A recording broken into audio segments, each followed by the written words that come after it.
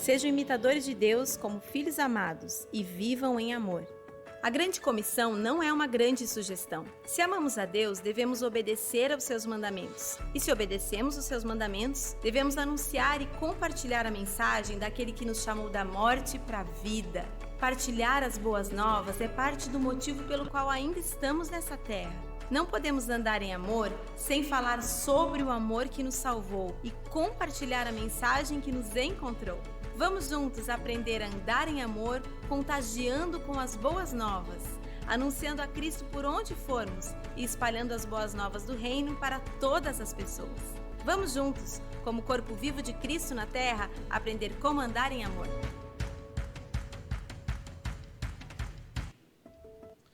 Aleluia! Boa noite a todos, sejam bem-vindos à família missionária. Que bom poder receber você aqui nessa noite, neste tempo precioso, onde nós estamos dando sequência à nossa campanha da Quaresma, que vem com o título Ande em Amor. Eu gostaria de chamar aqui um vídeo que vai dar o feedback à igreja a respeito da nossa ação nesta semana. Nós estivemos em escolas da nossa cidade, levando as cartas, o correio do amor. Segura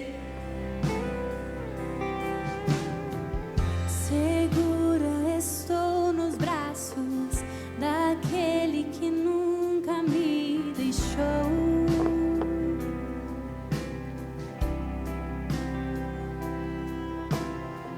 Seu amor perfeito sempre esteve repousando em mim.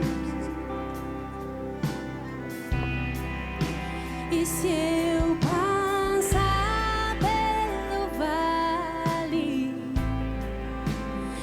acharei conforto em teu amor, pois eu sei que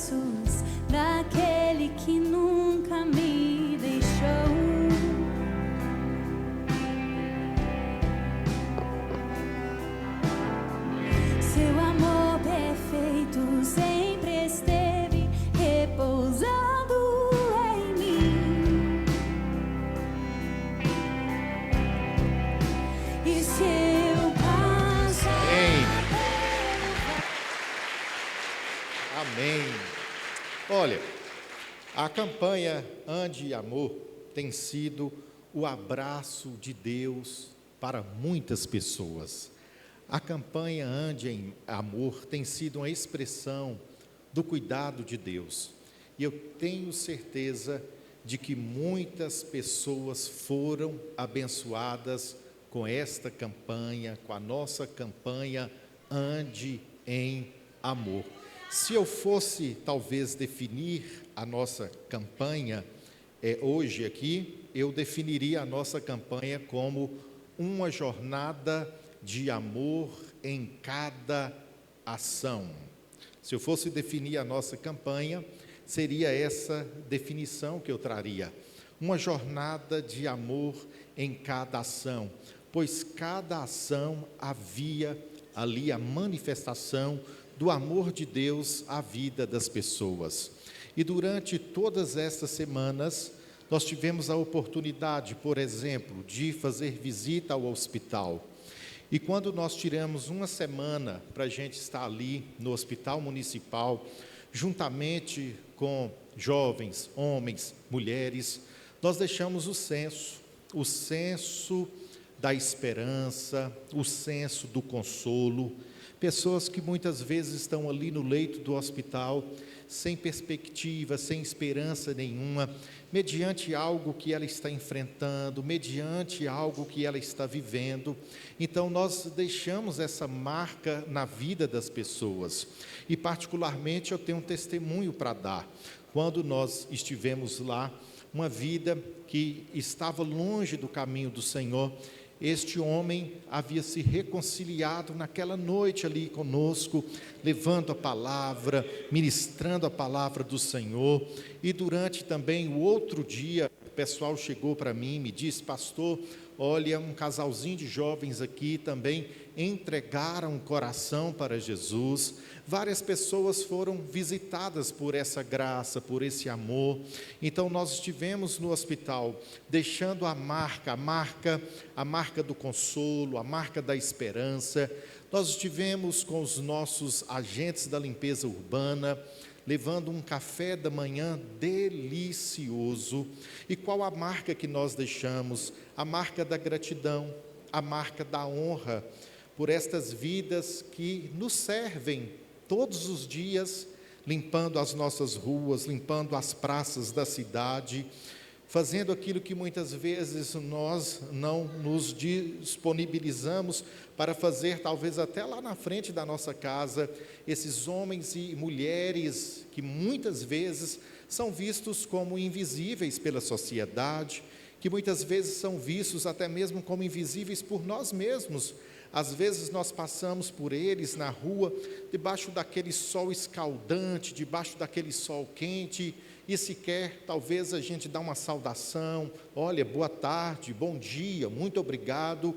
E chegou até mim, através do secretário Júnior, que ali no grupo de WhatsApp dos agentes da limpeza urbana, havia quem estava dizendo: há muito tempo eu não me sentia assim, há muito tempo eu não me sentia acolhida, há muito tempo eu não me sentia amada. Então, nós deixamos naquela manhã essa marca, a marca da honra, a marca da gratidão, a igreja honrando estas pessoas, a igreja agradecendo estas pessoas.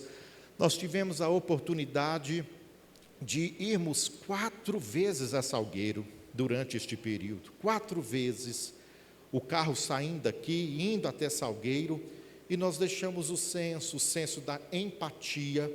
Quantas vezes há pessoas ali aguardando, né? Os hospitais precisam sempre da reposição de bolsa de sangue, e a igreja se movendo, a igreja colocando à disposição, não apenas pessoas da igreja, mas pessoas que visitam a igreja, pessoas que conhecem a igreja na rede social, e elas se colocaram à disposição. Poxa, eu também quero participar deste ato.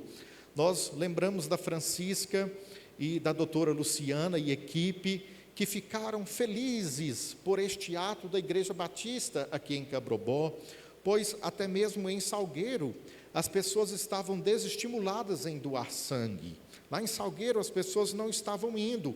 Quando viram o movimento da Igreja Batista Missionária chegando ali com a parceria com a prefeitura, chegando com o carro, chegando com as pessoas, eles colocando nas redes sociais deles, houve uma movimentação na própria cidade. As pessoas que estavam adormecidas para este ato colocaram então à disposição para ter empatia com aqueles que precisam. Nós tivemos a palestra para famílias que vivem o desafio do espectro autista. Qual o senso que a igreja deixa? O senso da inclusão.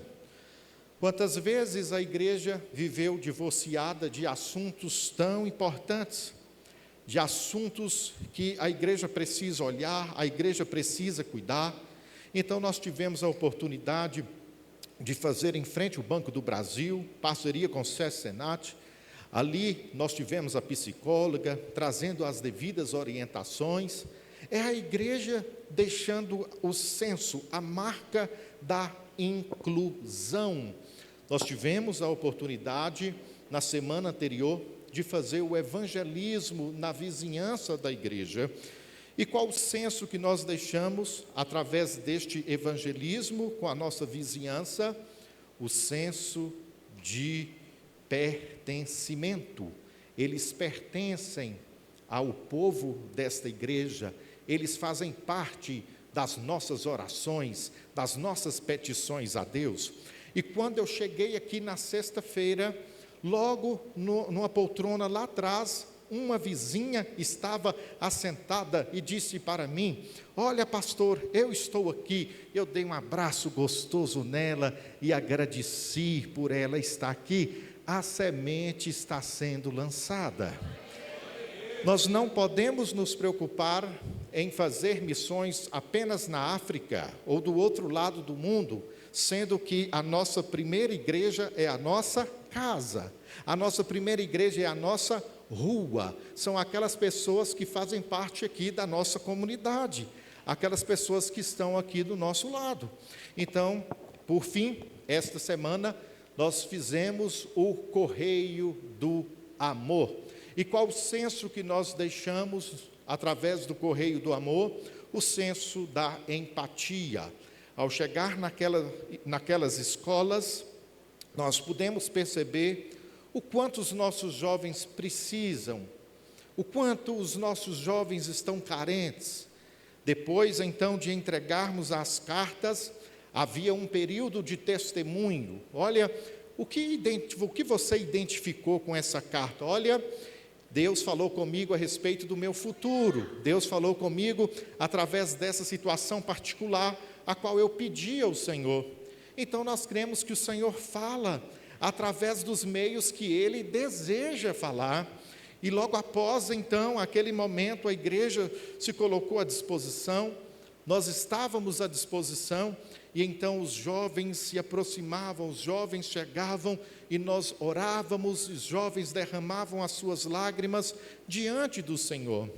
A campanha da Quaresma não é sobre um rito religioso, a campanha da Quaresma é sobre a verdadeira essência do cristianismo. Eu lembro que eu citei aqui um dos pais da igreja, a qual ele disse que o jejum qual Deus deseja não é o jejum de um rito, mas é o jejum que perpassa pela avenida do amor. Pois não adianta nada orquestrarmos a nossa vida em um rito religioso e estarmos distante do eco do amor. Nós precisamos ser o eco do amor de Deus nessa cidade. Nós precisamos ser o eco do amor de Deus aqui, neste lugar. Por quê, pastor?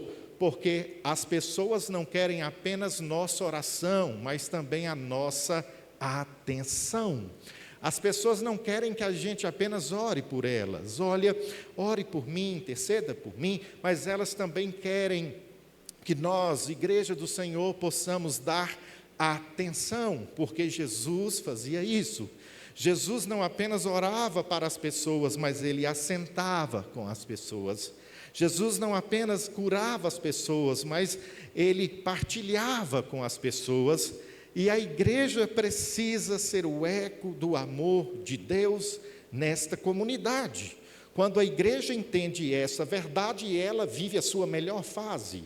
Quando a igreja entende essa verdade, ela entendeu então qual é a sua funcionalidade num código postal. Quando ela entende que o amor é o discurso dos céus, ela entende a finalidade a qual ela está no código postal. Porque nós não estamos num código postal apenas para preencher uma agenda eclesiástica, nós estamos num código postal para fazer a diferença na vida das pessoas, para expressar Cristo na vida das pessoas. E durante este tempo, nós tivemos a oportunidade de aprendermos algumas coisas com a nossa campanha. E eu me recordo que eu preguei a respeito da fé sólida. O que é uma fé sólida? A fé sólida, ela me chama para que eu possa ter uma vivência com Cristo. A fé sólida me chama para que eu tenha uma vida em Cristo, para que então Cristo possa estar enraizado em mim. É o que o apóstolo Paulo disse: já não vivo mais eu, mas Cristo vive em mim. Logo, se existe uma fé sólida, existe uma fé líquida. E o que vem a ser uma fé líquida? Uma fé líquida, ela é baseada no dogma, na doutrina. A fé sólida é baseada em Cristo, que transcende o dogma. Assim nós entendemos que a vida cristã não é edificada em doutrinas, mas em uma vivência real com Cristo. Porque quando o meu coração, ele é edificado em um dogma, ele é edificado em uma doutrina, eu não consigo expressar a essência do amor que há em Cristo. Eu apenas expresso o que a doutrina e o dogma exigem. Só que quando nós experimentamos deste amor, nós não fazemos nada por obrigação, é automático, faz parte da nossa essência, é algo natural. Por isso, quando então eu entendo que a minha vida precisa estar baseada numa fé sólida, eu compreendo que a minha vida precisa estar imersa em Cristo, precisa ter raiz de Cristo em mim. Eu preciso viver da forma o qual Cristo deseja que realmente eu viva, e assim eu serei um cristão, que significa pequeno Cristo. Então, nós também precisamos compreender que a fé sólida está interligada ao testemunho. Foi outro momento que nós derramamos na cidade, mas nós também aprendemos aqui na nossa casa. Nós derramamos lá fora, mas nós aprendemos aqui. 1 João, no capítulo 4, no versículo 8, vai dizer que Deus é amor. Se eu quero andar em amor, eu preciso andar em Deus. Escute aqui, por favor. 1 João, capítulo 4, versículo 8, vai dizer: Deus é amor. Preste bem atenção. Se eu quero andar em amor, eu preciso andar em Deus. E se eu ando em Deus, eu tenho um bom testemunho. Se eu ando em amor e ando em Deus, a minha vida dá bom testemunho. E eu não sei se vocês lembram, mas no primeiro culto do domingo, a qual Deus trouxe a irmã Mísia aqui, Deus usou Mísia para dizer que estava preparando algo para esta igreja, mas precisava tratar muitas coisas com o nosso coração. Pastor, eu não lembro, pastor, te convido a visitar o canal do YouTube, Família Missionária TV, visite lá e veja, não sei se foi a primeira ou se foi a segunda, só sei que eu escutei isso aqui. Deus está preparando algo para essa igreja, mas Deus precisa tratar muita coisa com o coraçãozinho de muitos aqui. Por quê? Porque quanto mais você está na ponta da pirâmide, mais você é visto, mais você é observado. Então, o nosso testemunho precisa ser um testemunho de cristão. Porque, preste bem atenção, o maior retrocesso de uma igreja local é o mau testemunho de seus membros. O retrocesso de uma igreja é o mau testemunho dos seus membros. O que então eu preciso ter? Um bom testemunho, porque um bom testemunho será o perfume da minha igreja. Quando eu chegar em qualquer lugar dessa cidade, as pessoas vão sentir o perfume que eu carrego e vão dizer: olha, você pertence à família missionária e lá exala um bom perfume. Então eu preciso compreender qual seria o ápice desse ponto? O ápice desse ponto seria 1 João 4,8, Deus é amor. E se eu quero andar em amor, eu preciso andar em Deus. E quando eu ando em Deus, eu dou bom testemunho. porque nós desejamos continuar expandindo a verdade do Evangelho neste lugar, não apenas em quantidade, mas em qualidade. Nós precisamos ter qualidade, e para isso nós precisamos andar em Deus. Nós precisamos andar em Deus. Aí então, eu lembro que na última semana nós refletimos a respeito das motivações certas. Observe bem o texto bíblico aqui, a qual está registrado em Filipenses capítulo 4, do versículo 4. Alegrai-vos sempre no Senhor. Preste bem atenção. Eu não vou chamar a sua atenção neste momento para o termo a respeito da alegria, mas a respeito da posição do coração.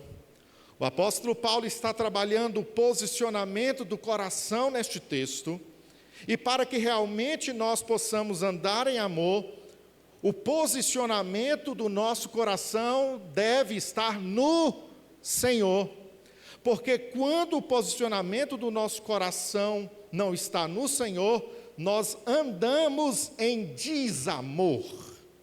Qualquer situação que surge é a primeira oportunidade para andarmos em desamor.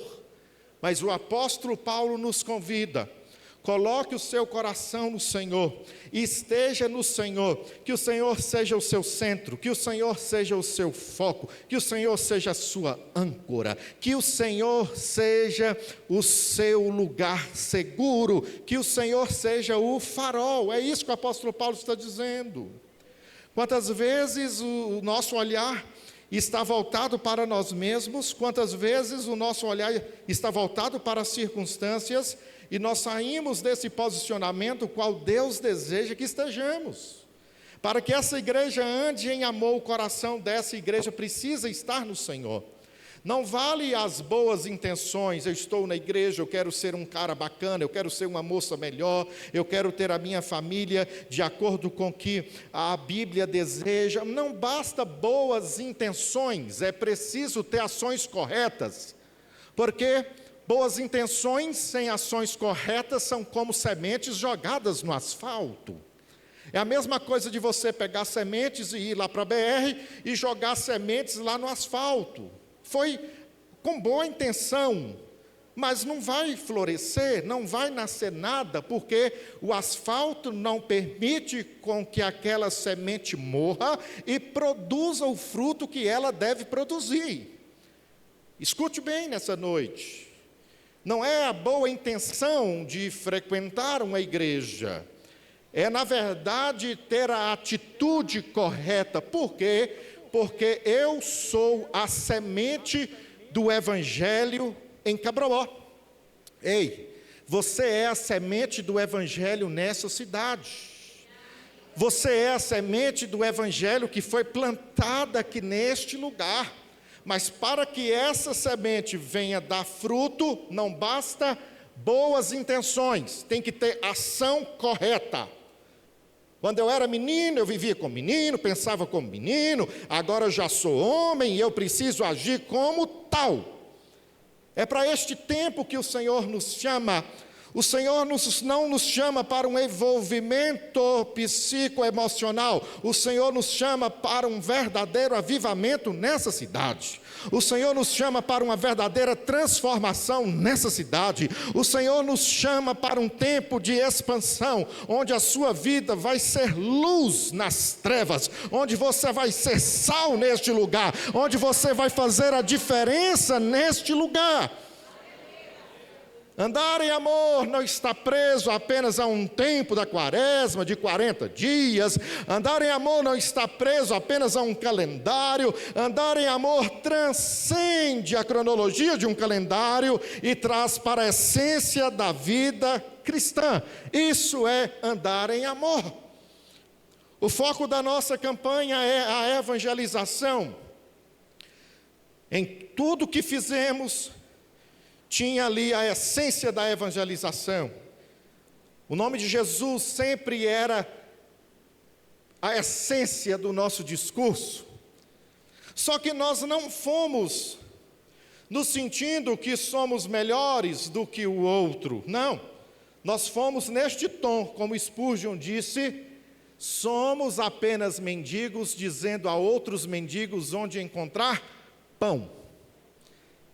Evangelização é isso, missões é isso. Missões, evangelização é isso, é dizer a outro mendigo, é um mendigo falando para outro mendigo onde tem pão.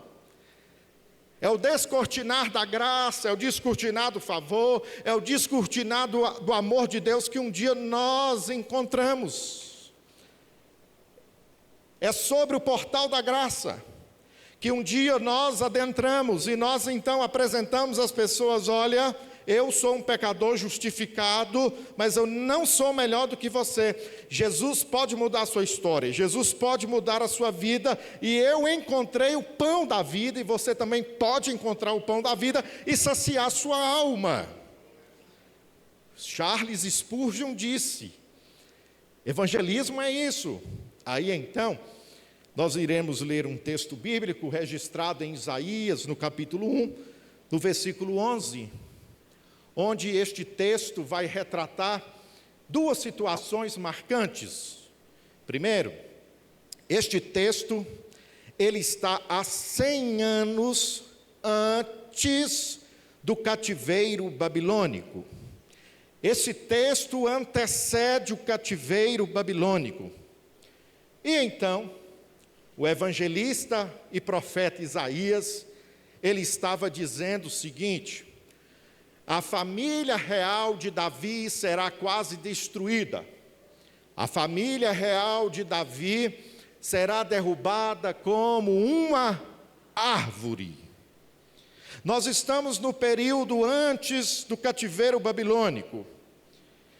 E Davi tinha a promessa de que o seu governo seria um governo eterno. Só que quando chega o período babilônico, o que está acontecendo aqui com a família real? O que está acontecendo com a dinastia? A dinastia estava sendo colocada em xeque, porque o reino do sul seria levado por Babilônia, e quem agora seria o sucessor de Davi? Ficou em xeque. Como vai acontecer? O reino do sul está sendo destruído. A figura a respeito da família real, a qual o profeta registra no livro, é esta: é uma árvore caída, onde fica apenas o tronco.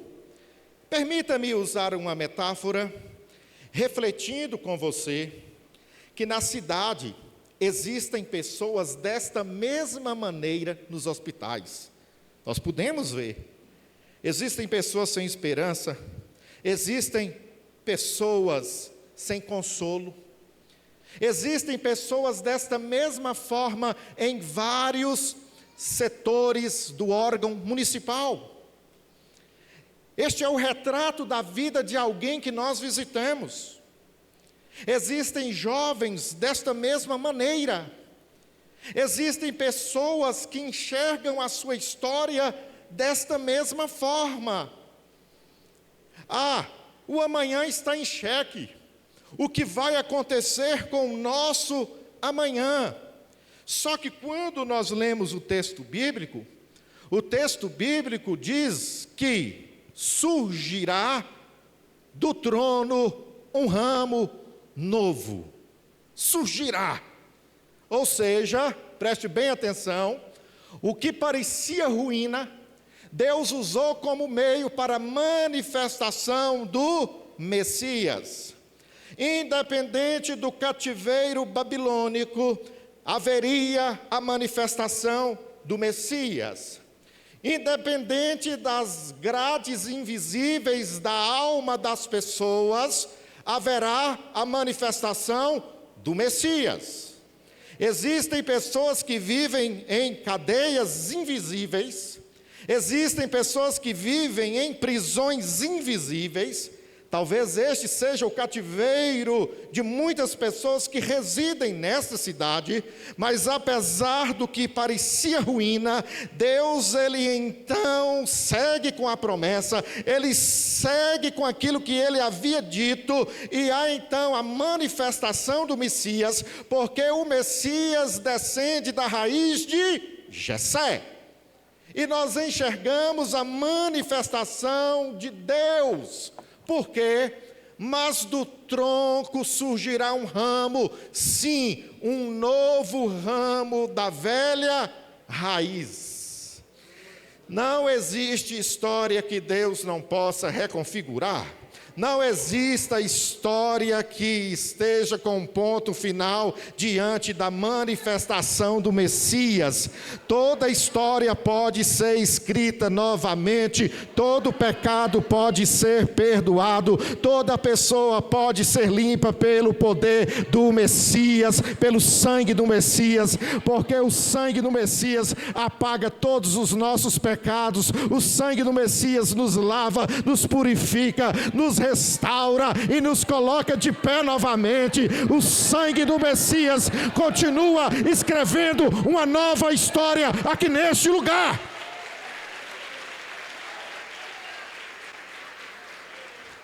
Então o texto diz: do lugar impossível, desse tronco onde a árvore foi cortada, vai surgir um ramo. Esse ramo é Jesus. Sim. Um novo ramo vai surgir. Jesus, Ele vai surgir em pessoas aqui neste lugar que parecia que já não tinha mais esperança, que já parecia que não tinha mais possibilidade. Sabe por quê? Porque, como diz Piper, Deus não nos salva por causa da nossa beleza. Não tem beleza nenhuma em nós, para o pessoal do louvor. Deus não nos salva por causa da nossa beleza. Ele nos salva para restaurar a beleza que perdemos. Deus não nos salva da nossa beleza. Não é por causa da nossa beleza. Deus nos salva para restaurar o quê? A beleza que perdemos. O homem vivia num jardim. O homem vivia num belo lugar diante de Deus. Mas o pecado destruiu a beleza da comunhão, a beleza do relacionamento. Mas Jesus veio para restaurar essa beleza que o homem perdeu. Jesus veio para restaurar aquilo que Ele havia dado ao homem lá no Éden.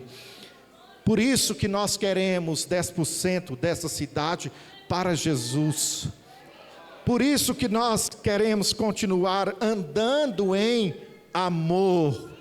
Porque existem pessoas que precisam serem tocadas pelo amor de Deus. Porque existem pessoas que precisam ter a sua história de vida totalmente restaurada por este Deus que faz novas todas as coisas. Por este Deus que faz nova a história do ser humano. Não há beleza alguma no ser humano, mas o Senhor veio restaurar aquilo que Ele deu, e o pecado tomou.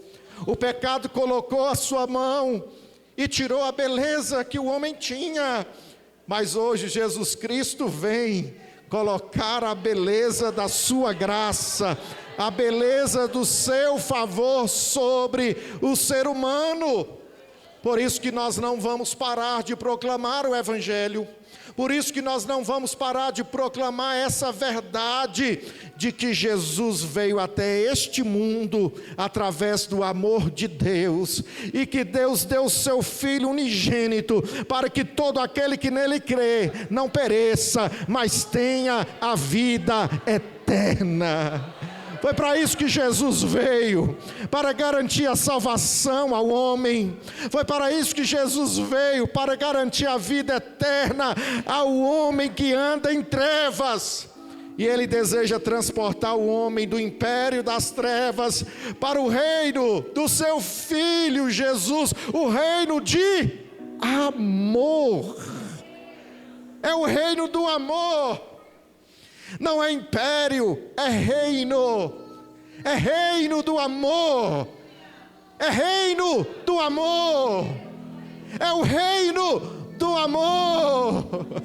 Rubem Alves disse que Deus fez o homem para a alegria, mas a religião colocou o peso no coração do homem. E tudo aquilo que nós queremos com Deus e nos aproximamos de Deus traz um peso violento. Rubem Alves disse que Deus preparou o homem para as delícias. Delícias. Talvez você não esteja vivendo essa alegria, a alegria que o mundo não pode dar a você, a alegria que a sua formação não pôde dar a você. Eu estava acompanhando o caso de um psicólogo renomado esta semana, referência no Brasil. As pessoas estavam seguindo e acompanhando as suas palestras, os seus cursos. Só que ele havia falado para a sua tia a respeito de uma angústia que nem a técnica da psicologia muitas vezes pode resgatar o homem. Mas eu vou te falar uma coisa: Jesus Cristo pode tirar você desse poço. Jesus Cristo pode tirar você dessa masmorra. Jesus Cristo pode tirar você desse buraco. A vida em Jesus. A vida em Jesus. E você não veio aqui nesta noite apenas para participar dessa programação. Você veio aqui porque Jesus tem um encontro marcado com você. Jesus tem o interesse de mudar a sua vida. Jesus tem o interesse de perdoar você, de lavar você. Jesus tem o interesse de colocar alegria, que nenhuma técnica tem o poder de colocar no peito do ser humano. Jesus tem o poder de restaurar a sua vida. Feche os teus olhos, coloca a mão sobre o seu coração. Jesus tem o poder.